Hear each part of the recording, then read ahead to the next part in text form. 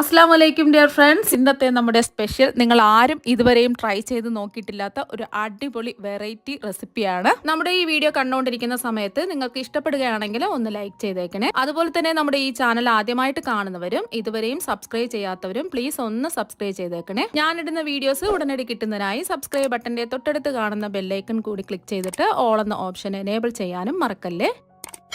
ആദ്യം തന്നെ ഇതിനായിട്ട് നല്ല പഴുത്തിട്ടുള്ള മധുരമുള്ള 3 മാമ്പഴമാണ് എടുത്തിട്ടുള്ളത്. മീഡിയം സൈസ് മാമ്പഴമാണ് എടുത്തിട്ടുള്ളത്. നല്ല വലിപ്പമുള്ള മാമ്പഴമാണെന്നുണ്ടെങ്കിൽ 2 എണ്ണം എടുത്താൽ മതി. നല്ല മധുരമുള്ള മാമ്പഴം നോക്കി എടുക്കാം.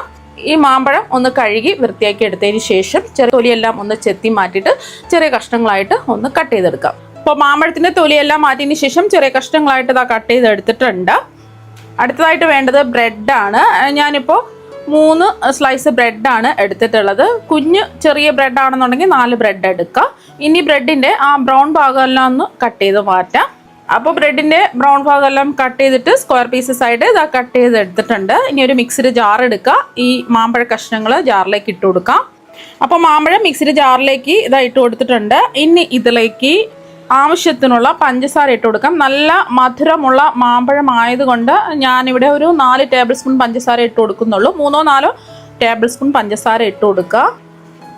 ഞാനിപ്പോൾ ഒരു 4 ടേബിൾ സ്പൂൺ പഞ്ചസാരയാണ് ഇട്ട് കൊടുക്കുന്നത്.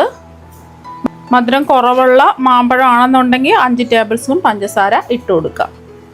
ഇനി ഇതിലേക്ക് നമ്മൾ കട്ട് ചെയ്ത് വെച്ചിരിക്കുന്ന ബ്രെഡിൻ്റെ പീസസ് ഇതിലേക്ക് അങ്ങ് ഇട്ട് കൊടുക്കാം.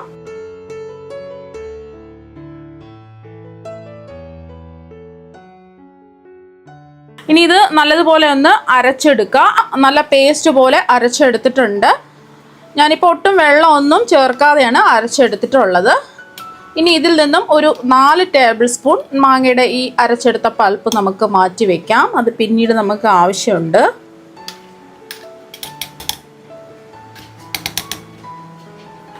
മൂന്നോ 4 ടേബിൾ സ്പൂൺ മാറ്റി വയ്ക്കുക.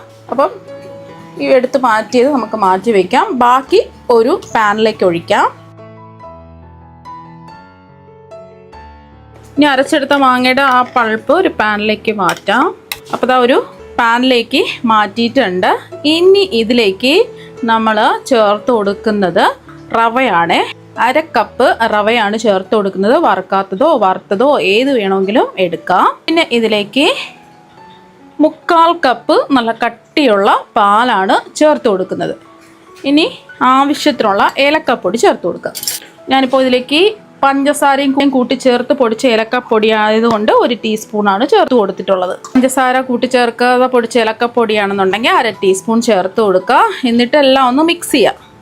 ഫ്ലെയിം ഓണാക്കിയിട്ടില്ല. ഫ്ലെയിം ഓണാക്കുന്നതിന് മുമ്പ് എല്ലാം നന്നായിട്ടൊന്ന് മിക്സ് ചെയ്തെടുക്കുക. അപ്പോൾ എല്ലാം ഒന്ന് മിക്സ് ചെയ്ത് കൊടുത്തതിന് ശേഷം ഫ്ലെയിം ഓണാക്കി കൊടുത്തിട്ടുണ്ട്. മീഡിയം ഫ്ലെയിം വയ്ക്കുക. ഈ പാനിൽ നിന്ന് വിട്ട് വരണം. ഇത് ഉരുണ്ട് പാനിൽ നിന്ന് വിട്ട് വരണം. അതുവരെയും ഒന്ന് ഇളക്കി കൊടുക്കുക. കൈവിടാതെ ഇളക്കി കൊടുക്കുക.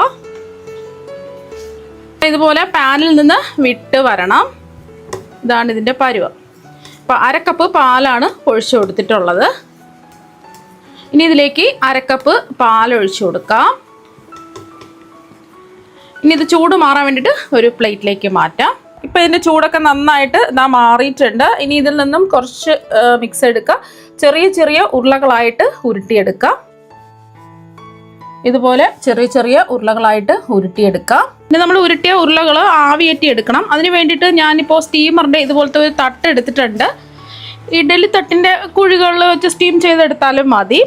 ഇനി ഒട്ടിപ്പിടിക്കാതിരിക്കാൻ വേണ്ടിയിട്ട് ഞാനിവിടെ ഒരു ബട്ടർ പേപ്പറിൽ കുറച്ച് എണ്ണ ഒന്ന് ബ്രഷ് ചെയ്ത് കൊടുത്തിട്ട് ഇതാ വെച്ച് കൊടുക്കുകയാണ്. ഇതിന് പകരമായിട്ട് നിങ്ങൾക്ക് വാഴയില വേണമെങ്കിലും വെച്ച് കൊടുക്കാം. ഇനി ഓരോ ഉരുളകളായിട്ട് ഇതുപോലെ വെച്ച് കൊടുക്കാം. കുറച്ച് അകത്തി വയ്ക്കുക.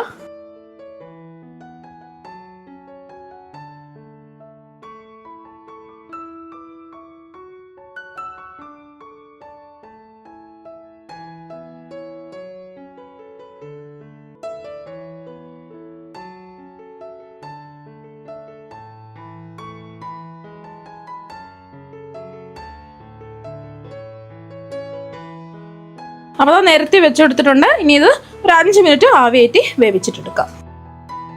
ഇനി ഇത് മൂടി വെച്ച് കൊടുക്കാം. ഇപ്പോൾ നമ്മളിത് ആവിയേറ്റാൻ വെച്ചിട്ട് ഒരു 5 മിനിറ്റ് ആയി. ഇപ്പോൾ നല്ല ചൂടാണ്. ചൂട് മാറാൻ വേണ്ടിയിട്ട് മാറ്റി വയ്ക്കാം. ഇപ്പം ഇതിൻ്റെ ചൂടൊക്കെ നന്നായിട്ട് ഇതാ മാറിയിട്ടുണ്ട്.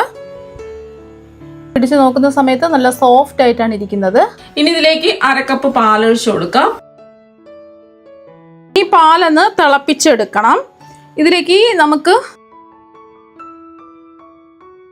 ഒരു 3 ടേബിൾ സ്പൂൺ പഞ്ചസാരയാണ് ചേർത്ത് കൊടുത്തിട്ടുള്ളത്. എന്നിട്ട് ഒന്ന് ഇളക്കി കൊടുക്കുക. പാലൊന്ന് നല്ലതുപോലെ ഒന്ന് ചൂടായി വരണം. നല്ല കട്ടിയുള്ള പാലെടുക്കുക. ഇതിപ്പോൾ അത്യാവശ്യം ഒരു നോർമൽ മധുരമാണ്. നല്ല മധുരമൊക്കെ വേണമെന്നുണ്ടെങ്കിൽ 1 ടേബിൾ സ്പൂൺ പഞ്ചസാര കൂടി അധികം ചേർത്ത് കൊടുക്കുക. പിന്നെ ഇതിലേക്ക് നമ്മൾ ചേർത്ത് കൊടുക്കുന്നത്, ഞാനിപ്പോൾ 3 ടേബിൾ സ്പൂൺ പഞ്ചസാരയിൽ ചേർത്ത് കൊടുത്തത്. കാരണം എന്ന് വെച്ചാൽ നമ്മളിതിൽ പാൽപ്പൊടി ചേർക്കുന്നുണ്ട്. ഒരു 4 ടേബിൾ സ്പൂൺ പാൽപ്പൊടി ചേർക്കാം. പാൽ നല്ലതുപോലെ ഒന്ന് ചൂടായിട്ട് ചേർത്ത് കൊടുക്കുക. എന്നിട്ട് ഇളക്കി കൊടുക്കാം. പിന്നെ പഞ്ചസാരയ്ക്ക് പകരം നിങ്ങൾക്ക് കണ്ടൻസ് മിൽക്ക് വേണമെന്നുണ്ടെങ്കിൽ അതും ചേർത്ത് കൊടുക്കാം. അപ്പോൾ പാൽപ്പൊടി ചേർക്കേണ്ട ആവശ്യമില്ല. ഇനി പാൽ കുറുക്കിയെടുക്കേണ്ട ആവശ്യമൊന്നുമില്ല. നമ്മൾ നല്ല കട്ടിയുള്ള പാലല്ലേ എടുത്തിട്ടുള്ളത്. ഇപ്പോൾ നല്ല തിളച്ച് വന്നിട്ടുണ്ട്. ഇനി ഇതിലേക്ക് നമ്മൾ ഫ്ലേവറിന് വേണ്ടിയിട്ട് ഒരു 1/2 ടീസ്പൂൺ ഏലക്കാപ്പൊടി ചേർത്ത് കൊടുക്കാം. ഇളക്കി കൊടുക്കുക. ഇനി ഇതിലേക്ക് നമ്മൾ ചേർത്ത് കൊടുക്കുന്നത് കുറച്ച് നട്ട്സ് പൊടിച്ചെടുത്തതാണ്. കുറച്ച് ബദാമും പിസ്തയാണ് ഞാൻ ചേർത്ത് കൊടുക്കുന്നത്. ഇതില്ലാന്നുണ്ടെങ്കിൽ കശുവണ്ടി പരിപ്പ് ചെറുതായിട്ട് കട്ട് ചെയ്ത് ചേർത്ത് കൊടുത്താലും മതി. ഒന്നുമില്ലെങ്കിലും കുഴപ്പമൊന്നുമില്ല, നല്ല ടേസ്റ്റാണ്. ഞാൻ ഉള്ളത് കൊണ്ടാണ് ഇത് ചേർത്ത് കൊടുത്തത്. ഇടയ്ക്കൊന്ന് കഴിക്കാൻ കിട്ടുമ്പോൾ നല്ല ടേസ്റ്റ് ആയിരിക്കും. ഇനി ഇത് നല്ലതുപോലെ ഒന്ന് ചൂട് മാറണം. ഇത് മാറ്റി വയ്ക്കാം. ഇപ്പോൾ തിളച്ച് വന്നിട്ടുണ്ട്. ഇനി ഒരുപാടിട്ട് വറ്റിക്കേണ്ട ആവശ്യമില്ല. ഒന്ന് തിളച്ച് വന്നാൽ നമുക്ക് ഫ്ലെയിം ഓഫാക്കിയിട്ട് ചൂട് മാറാൻ വേണ്ടിയിട്ട് മാറ്റി വയ്ക്കാം. ഇടയ്ക്ക് ഇതുപോലെ ഒന്ന് ഇളക്കി കൊടുക്കുക. പാലിൻ്റെ ചൂടൊക്കെ നല്ലതുപോലെ മാറിയിട്ടുണ്ട്. ഇനി നമ്മൾ നേരത്തെ മാറ്റി വെച്ചില്ലേ മാങ്ങ അടിച്ചെടുത്ത പൾപ്പ് ഇതിലേക്ക് അങ്ങ് ചേർത്ത് കൊടുക്കാം. മിക്സ് ചെയ്യാം. അപ്പോൾ നന്നായിട്ട് മിക്സ് ചെയ്തെടുത്തിട്ടുണ്ട്. നല്ല കുറുകി ഇരിപ്പുണ്ട്. നല്ല ടേസ്റ്റാണ് കഴിക്കാൻ വേണ്ടിയിട്ട്. ഇനി ഇത് ഒരു ബൗളിലേക്ക് മാറ്റാം. വേവിച്ചെടുത്ത ഓരോ ഉരുളകളായിട്ട് ഇട്ട് കൊടുക്കാം.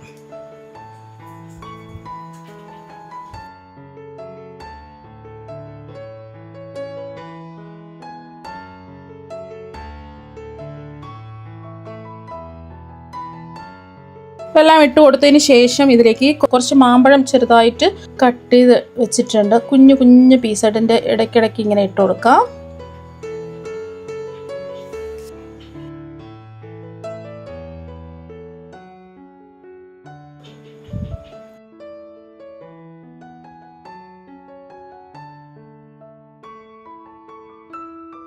കാണാൻ ഒരു ഭംഗിക്ക് വേണ്ടിയിട്ട് കുറച്ച് പിസ്ത ഇങ്ങനെ ഇട്ട് കൊടുക്കാം.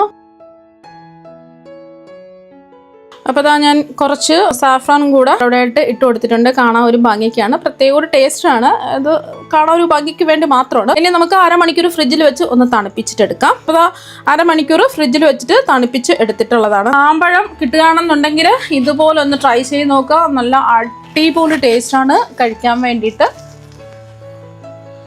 നല്ല സോഫ്റ്റ് ആയിട്ടാണ് ഇതിരിക്കുന്നത്. മാത്രമല്ല ഈ പാല് നമ്മൾ കുറുക്കിയെടുത്തില്ലേ, അതും അടിപൊളി ടേസ്റ്റാണ്.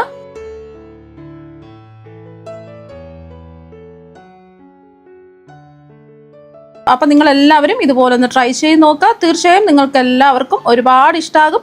അപ്പം നമുക്ക് മറ്റൊരു വെറൈറ്റി വീഡിയോ ആയിട്ട് വീണ്ടും കാണാം. താങ്ക്